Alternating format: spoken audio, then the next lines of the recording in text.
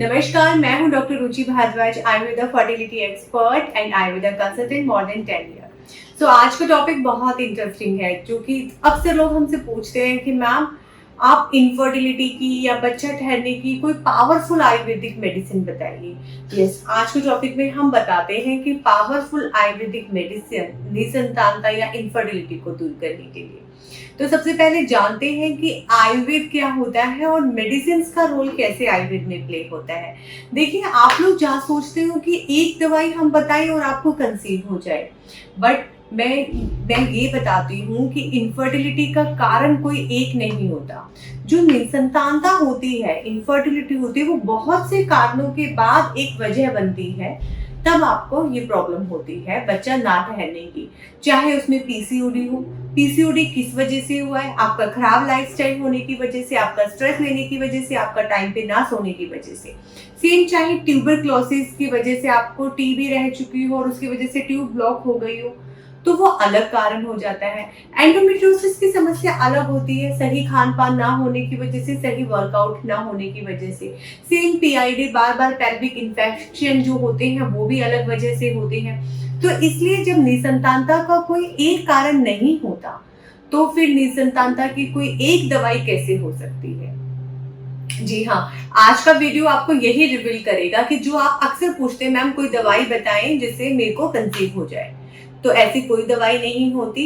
जब आप एक आयुर्वेदा एक्सपर्ट के पास जाते हैं तो क्या रहता है कि वो सबसे पहले आपकी हिस्ट्री लेंगे, आपको जज करेंगे, आपकी प्रॉब्लम को जज करेंगे, और आप सबके लिए कोई एक ही प्रोटोकॉल नहीं होता, एक ही मेडिसिन नहीं होती। आपकी प्रॉब्लम के अकॉर्डिंग कस्टमाइज आपको ट्रीटमेंट प्लान होगा।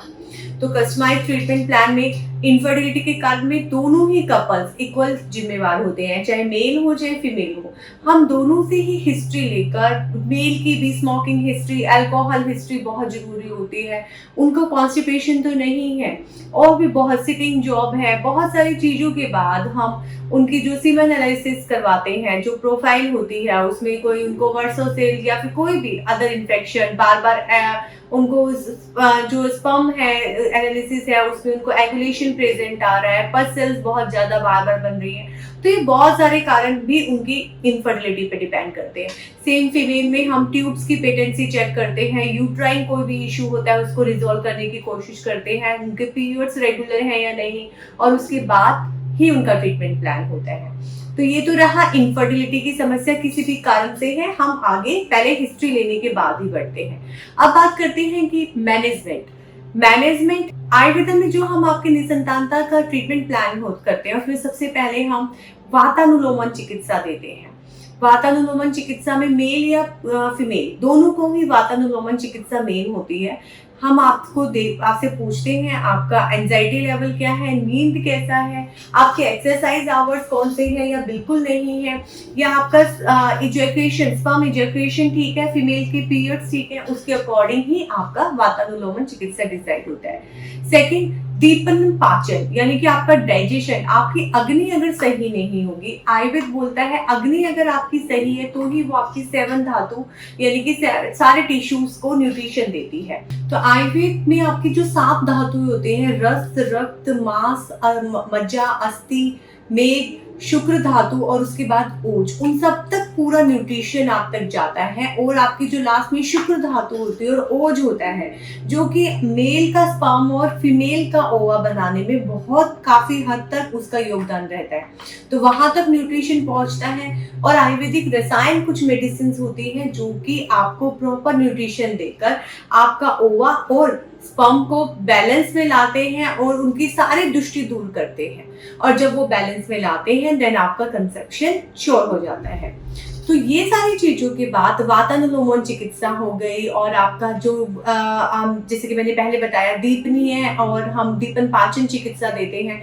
और उसके बाद हम आपका बॉडी में पंचकर्मा करते हैं। पंचकर्मा यानी कि कुछ आयुर्वेदिक थेरेपीज हैं जो कि बॉडी में क्लींजिंग प्रोसेस करती हैं, आपके शरीर से दुष्टि को दूर करती हैं, जिसमें हम, जो कि मैं हमेशा बताती हूँ, वात पित्त कफ हर दोष जो है उसका अपना एक रोल होता है।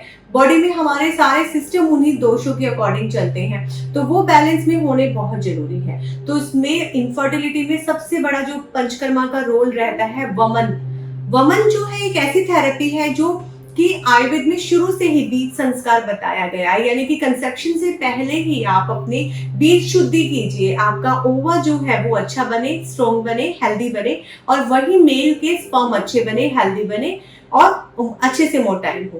तो वमन प्रोसेस के बाद विरेचन या फिर काफी केसेस में हम नस्यम देते हैं, जहाँ पे फीमेल में ओवरिन रिजर्व होता है, मेल में भी स्ट्रेस का इश्यू होता है, और बस्ती कर्म होता है। बस्ती में भी हमारा पैल्विक जो है एडेंशंस रिमूव होते हैं, पैल्विक एरिया स्ट्रॉन्ग बनता है, मेल में भी मोर्टेलिटी इश्यूज जो है वो रिजॉल्व होते हैं।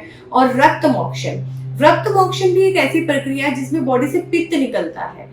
तो ये सारी चीजों को हम आपका बैलेंस में कर कर आपका एक सक्सेसफुल कंसेप्शन और इवन बीज शुद्धि, आपका ओवा और स्पर्म पे पहले से ही काम कर कर आपको कंसेप्शन दिलाते हैं। और इसके बाद आयुर्वेद में आपकी डाइटरी हैबिट, डाइट में जैसे कि ट्रांस फैट बिल्कुल नहीं है होना चाहिए, और भी बहुत सारी चीजें होती हैं, वो भी आपकी जो प्रेजेंट कंप्लेंट होती है उसके अकॉर्डिंग होती है, तो वो भी सबके लिए सेम नहीं होती, डेट इज ऑल्सो कस्टमाइज। उसमें भी जब आप हमारे पास आते हैं, कई फीमेल्स में होता है अंडे नहीं बनते, ग्रो नहीं होते, कई फीमेल्स में होता है जरूरत से ज्यादा बनते हैं, तो उन दोनों में चिकित्सा अलग होती है, उन दोनों का ट्रीटमेंट ही अलग होता है।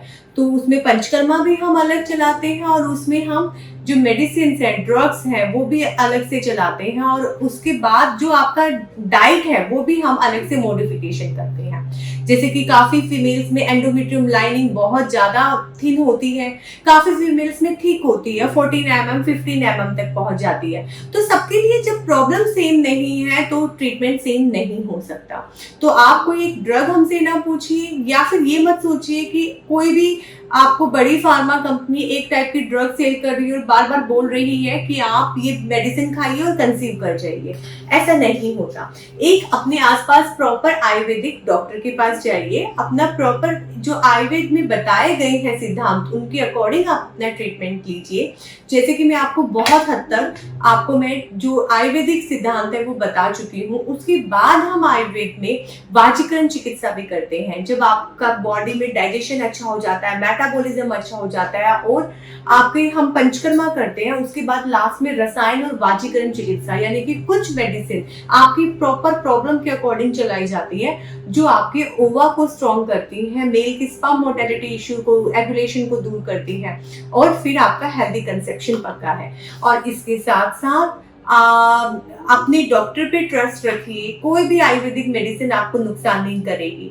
आयुर्वेद आपको होलिस्टिकली ट्रीट करता है। अगर आपको एक बार को कि ओवरिन रिजर्व या कोई ऐसा केस है कि आपको कंसेप्शन नहीं भी हो रहा, बट आपकी जनरल हेल्थ बहुत अच्छी हो जाएगी, तो आप अपने आसपास जो भी आयुर्वेदिक ट्रीटमेंट है, हमेशा इनफर्टिलिटी के दौरान अपना पहला ट्रीटमेंट आयुर्वेद ऑप्ट कीजिए। कोई भी एक दवा आपके लिए नहीं बनी है। हाँ, 1 महीने में अगर आप सारे आयुर्वेदिक प्रोसीजर और प्रोटोकॉल फॉलो करते हैं, तो हाँ डेफिनेटली आपका अगला साइकिल बहुत अच्छा आएगा।